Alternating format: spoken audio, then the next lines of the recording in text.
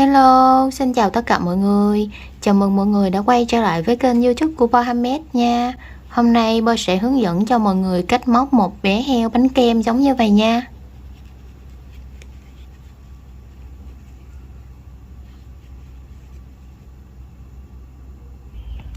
Mọi người sẽ chuẩn bị cho mình các nguyên liệu giống như trong hình nha. Đầu tiên mình sẽ sử dụng len màu da để móc cái phần đầu heo nha. Mọi người sẽ tạo cho mình một cái vòng tròn ma thuật. Móc lên một mũi móc xích. Móc vào cái vòng tròn ma thuật này 8 mũi móc đơn. 1 2 3 4 5 6 7 8. Sau đó mình sẽ kéo khít cái vòng tròn này lại, trượt mũi vào chân mũi đầu tiên,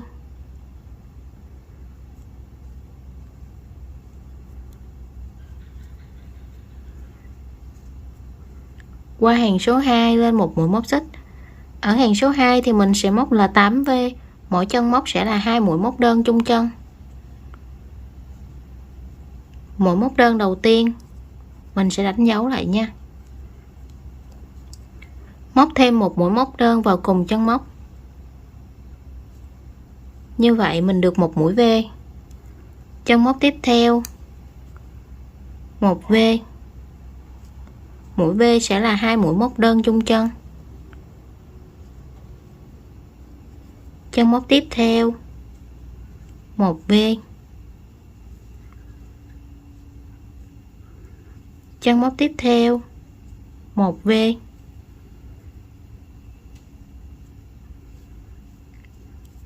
Chân móc tiếp theo 1V. Chân móc tiếp theo 1V.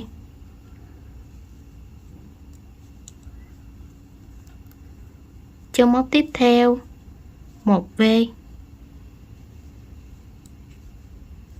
Và chân móc cuối cùng cũng 1V. Sau khi móc đến cuối hàng thì mình sẽ có được 16 mũi móc đơn nha. Trượt mũi vào chân mũi đầu tiên.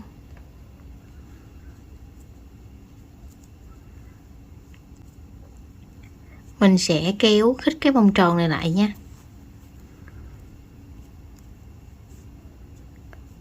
Qua hàng số 3 lên một mũi móc xích. Hàng số 3 thì mình sẽ móc là 1x 1V. Đầu tiên mình sẽ móc 1x. Mũi x sẽ là mũi móc đơn nha. Đánh dấu lại cái mũi đầu tiên. Chân móc tiếp theo móc 1V. Mũi V sẽ là 2 mũi móc đơn chung chân. Chân móc tiếp theo 1x. Chân móc tiếp theo 1V. Chân móc tiếp theo 1x. Chân móc tiếp theo 1V. Mọi người cứ móc 1x 1V như vậy cho đến cuối hàng nha. Sau khi móc đến cuối hàng thì mình sẽ có được 24 mũi móc đơn nha. Trượt mũi vào chân mũi đầu tiên.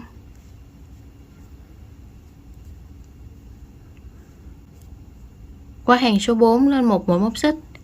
Hàng số 4 thì mình sẽ móc là 2x 1V, nhưng mình sẽ tản mũi ra, mình sẽ móc là 1x 1V 1x nha. Đầu tiên là 1x. Đánh dấu lại. Chân móc tiếp theo 1V.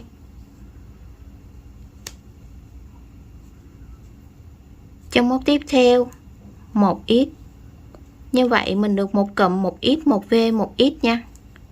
Cụm tiếp theo 1x 1V 1x 1x 1V 1x Mọi người cứ móc một ít một v một ít như vậy cho đến cuối hàng nha. Sau khi móc đến cuối hàng thì mình sẽ có được 32 mũi móc đơn nha. Trượt mũi vào chân mũi đầu tiên. Qua hàng số 5 lên một mũi móc xích. Hàng số 5 thì mình sẽ móc là 3x1v. Đánh dấu là cái mũi đầu tiên.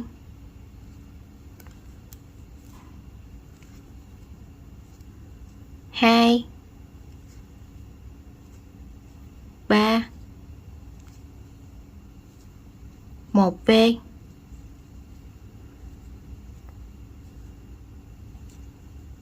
Cụm tiếp theo 1, 2, 3, 1v. Cụm tiếp theo 1, 2, 3, 1v. Mọi người cứ móc 3x1v như vậy cho đến cuối hàng nha. Sau khi móc đến cuối hàng thì mình sẽ có 40 mũi móc đơn nha. Trượt mũi vào chân mũi đầu tiên. Qua hàng số 6 lên một mũi móc xích. Hàng số 6 đến hàng số 9 thì mình sẽ móc mỗi chân móc là một mũi móc đơn. Tổng cũng sẽ có 40 mũi móc đơn cho mỗi hàng nha.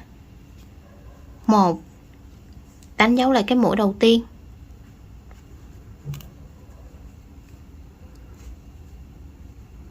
2, 3, 4, 5, 6, 7, 8, 9, 10. Mọi người cứ móc như vậy cho đến cuối hàng số 9 nha. Cứ mỗi chân móc là một mũi móc đơn. Sau khi móc đến cuối hàng thì mình cũng trượt mũi vào chân mũi đầu tiên nha.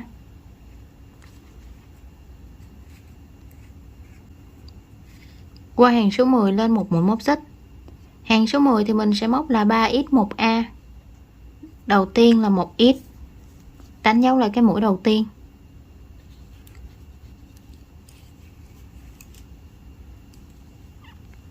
2, 3, 1a. 1, 2, 3, 1a. 1, 2, 3, 1a. Mọi người cứ móc 3x1a như vậy cho đến cuối hàng nha. Sau khi móc đến cuối hàng thì mình sẽ còn được 32 mũi móc đơn nha. Trượt mũi vào trong mũi đầu tiên.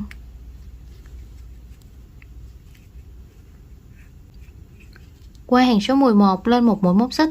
Hàng số 11 thì mình sẽ móc là 2x1a, nhưng mình sẽ tản mũi ra, mình sẽ móc là 1x1a 1x nha. Đánh dấu lại cái mũi đầu tiên. Chân móc tiếp theo mình sẽ móc mũi A là mũi giảm nha. Chân móc tiếp theo 1x. Chân móc tiếp theo 1x. Hai chân móc tiếp theo thì mình sẽ móc thành cái mũi giảm nha.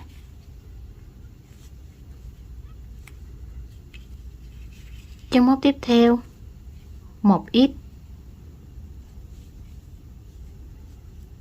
Chân móc tiếp theo 1x. Hai chân móc tiếp theo mình sẽ móc thành một mũi giảm.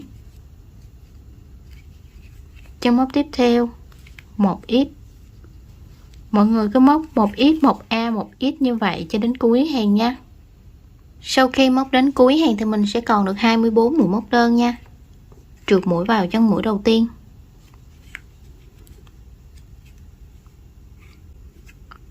Qua hàng số 12 lên một mũi móc xích. Hàng số 12 thì mình sẽ móc là 1x 1A. Đầu tiên là 1x, đánh dấu lại. Hai chân móc tiếp theo thì mình sẽ móc thành một mũi giảm là mũi A nha.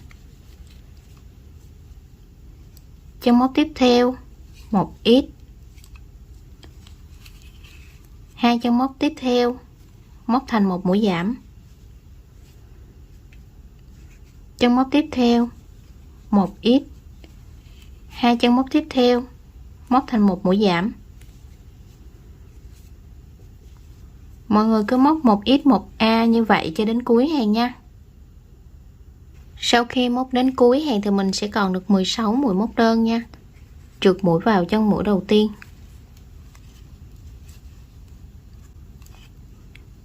lên một mũi móc xích, kéo len lên. Mình sẽ tiến hành nhồi gòn vào luôn nha. Sau khi nhồi gòn xong thì mình sẽ móc cái hàng cuối cùng nha, hàng số 13. Hàng số 13 thì mình sẽ móc 8 cái mũi giảm nha. 1, đánh dấu lại cái mũi đầu tiên.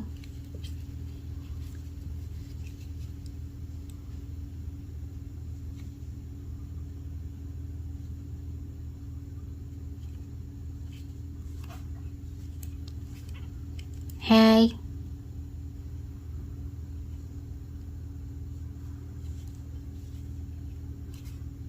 3,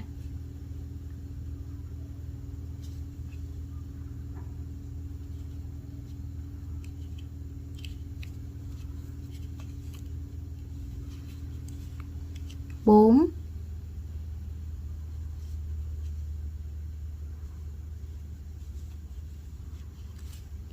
5,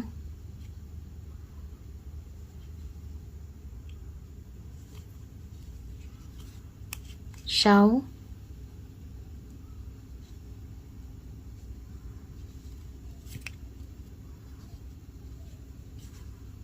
7,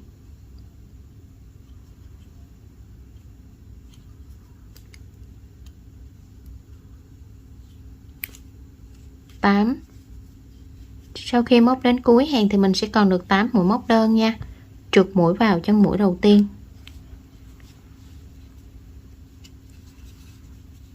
sau đó kéo len ra, chừa một đoạn dài để mình khâu nha. Mình sẽ dùng kim khâu để khâu cái vòng tròn này lại nha. Mình sẽ khâu vào cái cạnh phía ngoài của nó thôi nha. 1, 2, 3,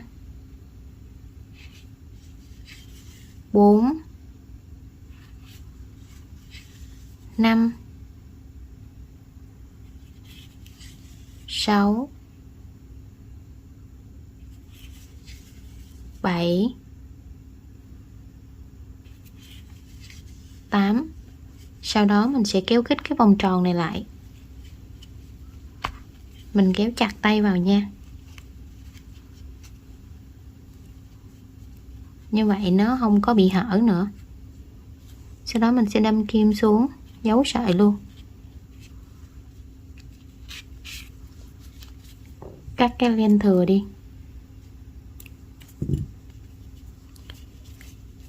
Như vậy là mình đã hoàn thành xong cái phần đầu nha.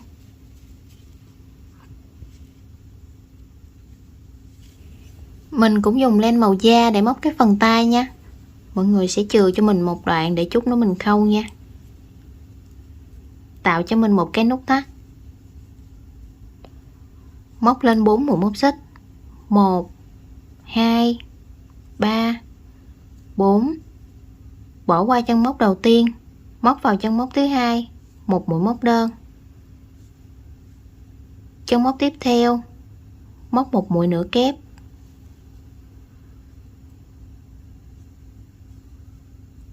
Và chân móc cuối cùng thì mình sẽ móc một mũi kép đơn.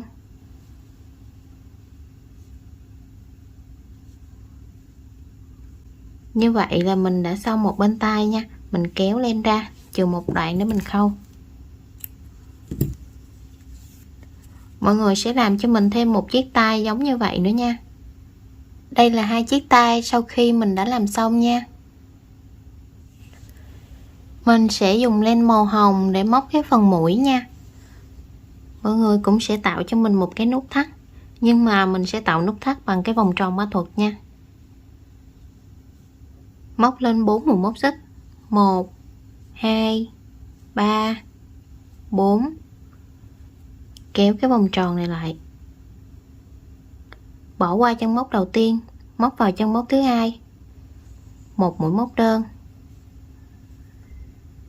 đánh dấu lại cái mũi đầu tiên này,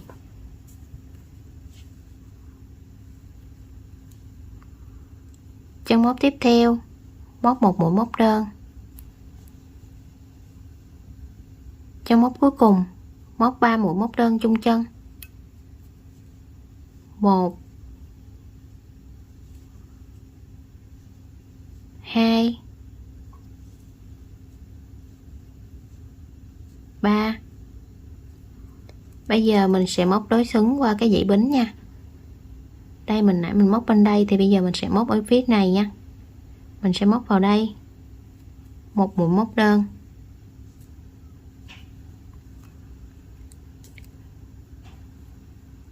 trong móc này mình sẽ móc 2 mũi móc đơn chung chân,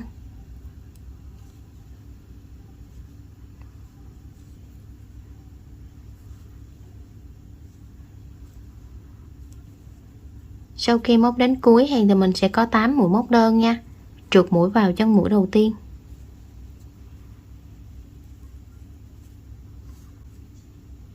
kéo len ra, cắt len luôn.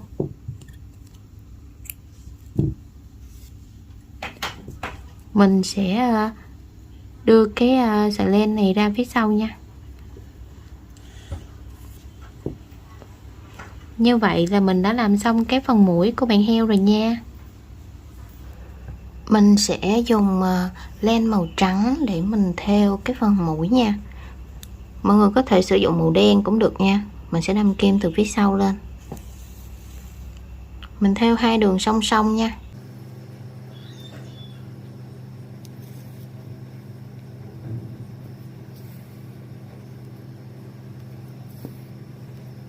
Như vậy là mình đã thêu xong cái phần mũi nha.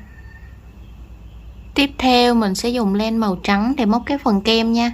Mọi người sẽ tạo cho mình một cái vòng tròn ma thuật. Móc lên một mũi móc xích, móc vào cái vòng tròn này 6 mũi móc đơn, 1 2 3 4 5 6. Sau đó kéo khít cái vòng tròn lại, trượt mũi vào chân mũi đầu tiên,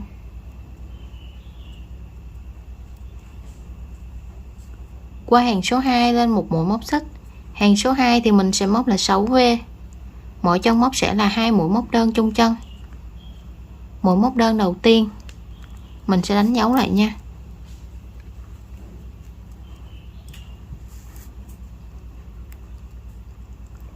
Móc thêm một mũi móc đơn vào cùng chân móc. Như vậy mình được một mũi V. Chân móc tiếp theo 1V, chân móc tiếp theo 1V, chân móc tiếp theo 1V, chân móc tiếp theo 1V,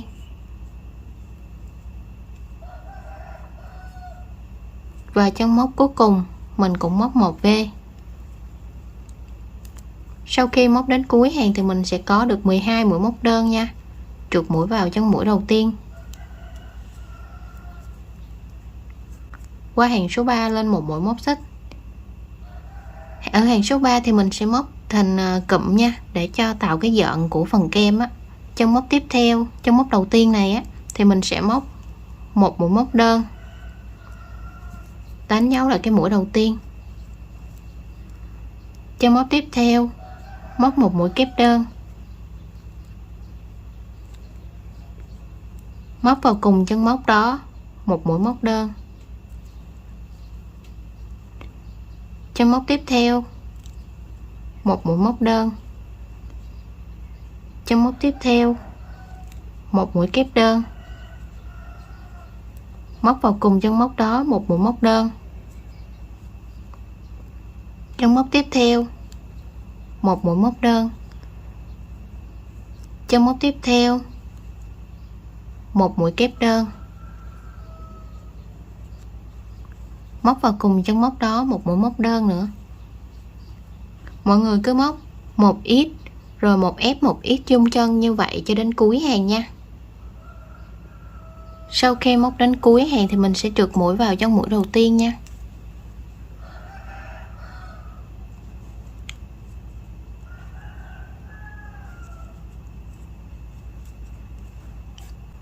Kéo len ra cắt len luôn. Mọi người có thể chừa dài để khâu vào cũng được nha. Mình sẽ dùng keo dán nên là mình không có chừa dài. Đưa cái sợi len thừa ra mặt trái. Như vậy là mình đã xong cái phần kem nha. Mình sẽ dùng len màu đỏ để móc cái quả dâu nha. Mọi người sẽ tạo cho mình một cái vòng tròn ma thuật. Móc lên một mũi móc xích, móc vào cái vòng tròn này 6 mũi móc đơn nha. 1 2 3 4 5 6. Sau đó kéo khít cái vòng tròn này lại, trượt mũi vào chân mũi đầu tiên. Qua hàng số 2 lên một mũi móc xích. Hàng số 2 thì mình sẽ móc một x một v. Đầu tiên là một x, đánh dấu lại cái mũi đầu tiên. Chân móc tiếp theo móc một v. Mũi v sẽ là 2 mũi móc đơn chung chân. Chân móc tiếp theo một x, chân móc tiếp theo một v, chân móc tiếp theo một x, chân móc tiếp theo một v. Sau khi móc đến cuối hàng thì mình sẽ có 9 mũi móc đơn nha. Trượt mũi vào chân mũi đầu tiên. Qua hàng số 3 lên một mũi móc xích.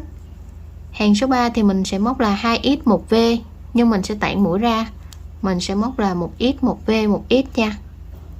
Đánh dấu lại cái mũi đầu tiên. Chân móc tiếp theo một v, chân móc tiếp theo một x, cụm tiếp theo một x một v một x, cụm tiếp theo một x một v một x. Sau khi móc đến cuối hàng thì mình sẽ có được 12 mũi móc đơn nha. Trượt mũi vào chân mũi đầu tiên.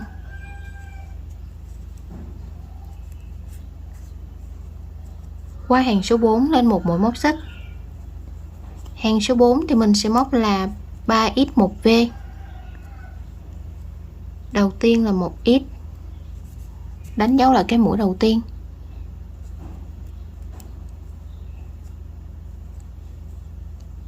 Hai, 3, một v.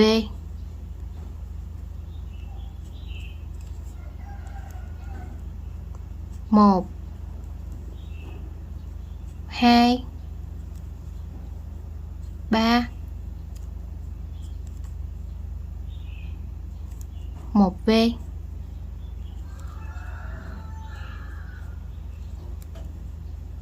Một, 2, 3, một v.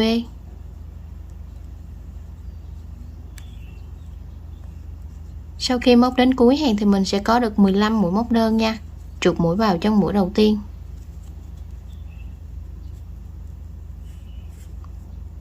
Qua hàng số 5 lên một mũi móc xích. Hàng số 5 thì mình sẽ móc là 1x 1A nha. Đầu tiên là 1x, đánh dấu là cái mũi đầu tiên. Chân móc tiếp theo mình sẽ móc thành một mũi A, một mũi giảm nha. Chân móc tiếp theo 1x, hai chân móc tiếp theo móc thành một mũi giảm,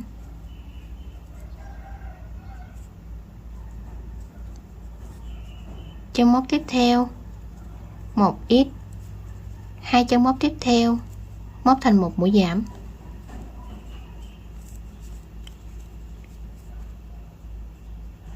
chân móc tiếp theo 1x, hai chân móc tiếp theo móc thành một mũi giảm,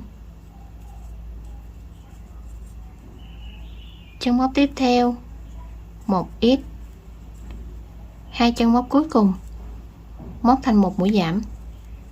Sau khi móc đến cuối hàng thì mình sẽ còn được 10 mũi móc đơn nha. Trượt mũi vào trong mũi đầu tiên.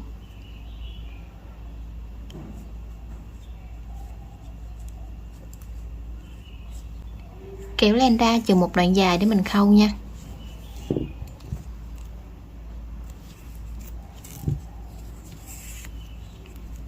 Mình cũng sẽ tiến hành nhò gòn vào luôn nha.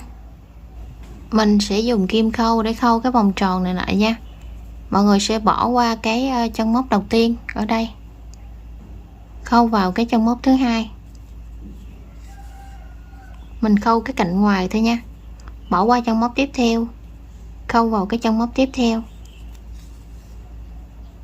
bỏ qua một chân móc, khâu vào chân móc tiếp theo, bỏ qua một chân móc, khâu vào chân móc tiếp theo,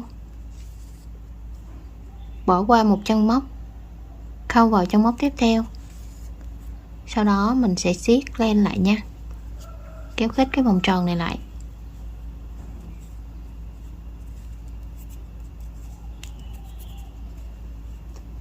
Đây là mọi người sẽ thấy nó có một cái hàng như vậy nè. Mình sẽ đâm kim vào đây. Mình có 5 cái chân móc, 5 cái đường như vậy nha. 2 rồi nè, 3, 4. Đâm qua cái đường cuối cùng. Sau đó kéo chặt lại. Như vậy thì nó sẽ khít lại hơn nha.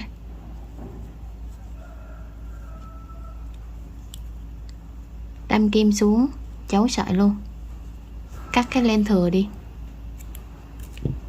Như vậy là mình đã làm xong một quả dâu mini rồi nha. Tiếp theo mình sẽ dùng len màu xanh lá cây để làm cái phần lá nha. Đầu tiên mọi người sẽ tạo cho mình một cái nút thắt. Mình sẽ tạo nút thắt bằng cái vòng tròn mã thuật nha. Sau đó móc lên cho mình 5 mũi móc xích. 1 2 3 4 5. Kéo cái vòng tròn này lại, bỏ qua chân móc đầu tiên, móc vào chân móc thứ hai, một mũi móc đơn, đánh dấu là cái mũi móc đơn đầu tiên.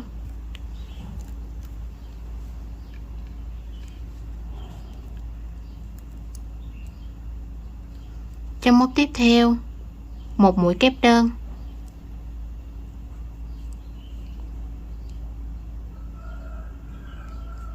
chân móc tiếp theo, một mũi kép đơn,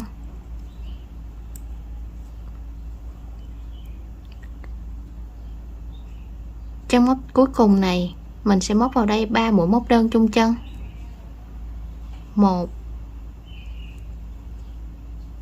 2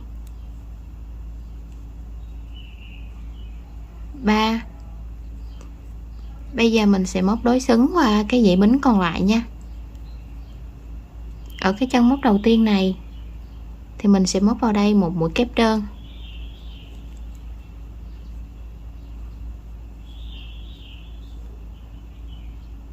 chân móc tiếp theo móc một mũi kép đơn,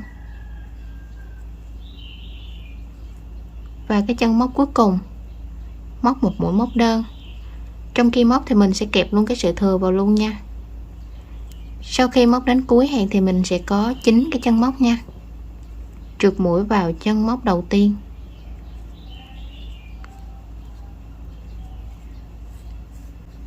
kéo len ra cắt len luôn.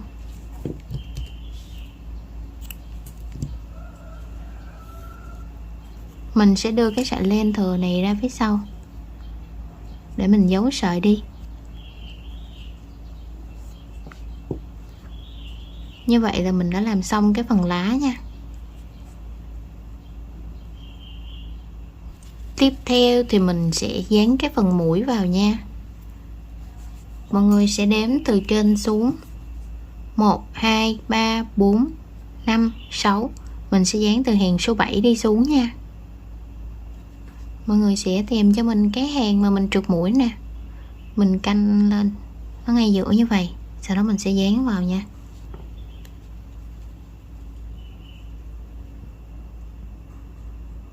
Tiếp theo thì mình sẽ dán cái phần kem vào luôn nha. Mình sẽ dán nó ở phía trên như vậy nha.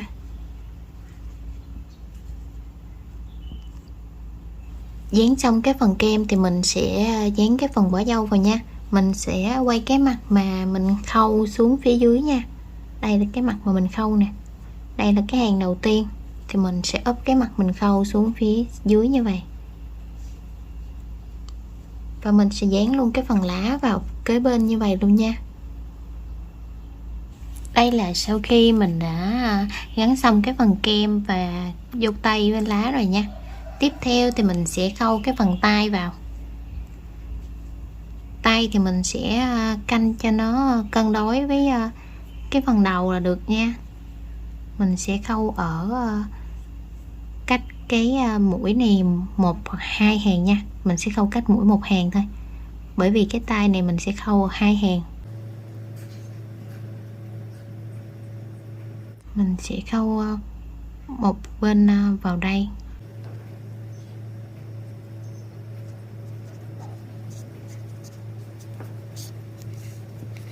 Và cái còn lại thì mình sẽ lùi là một mũi móc nha. Đây là lúc đầu mình khâu ở đây, thì bây giờ mình sẽ khâu ở đây nha.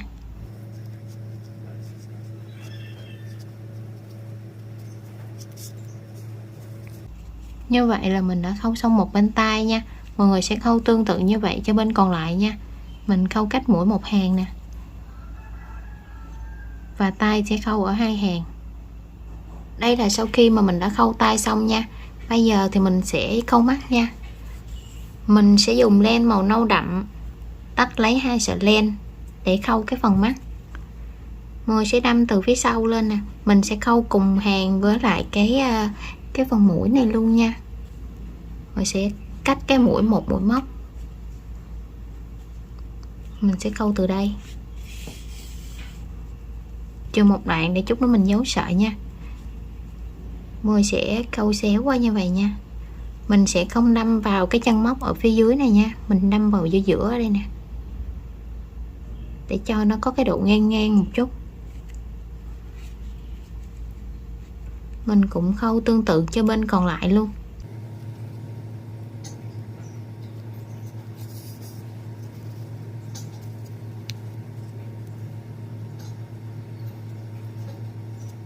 Sau đó mình giấu sợi đi. Như vậy là mình đã khâu xong cái phần mắt nha. Sau khi khâu xong phần mắt thì mình cũng sẽ tách lấy 2 sợi len màu đỏ để mình theo cái phần má hồng luôn nha. Mình cũng đâm kim từ phía sau lên. Má hồng thì mình sẽ khâu dưới mắt nha, trừ một đoạn để chút nữa mình giấu sợi.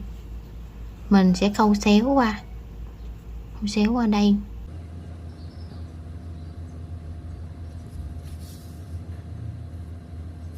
Bên đây thì mình cũng khâu như vậy luôn nha.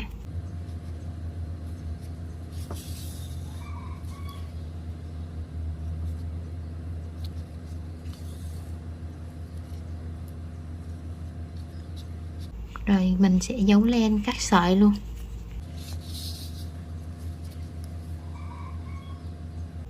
Mình sẽ điều chỉnh lại một chút cho nó cân đối nha.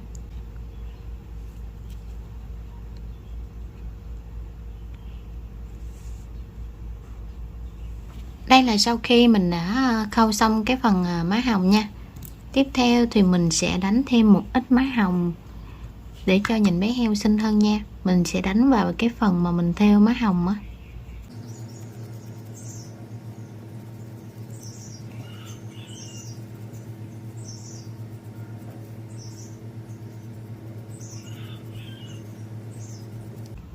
Và đánh một chút xíu ở trên cái phần tay.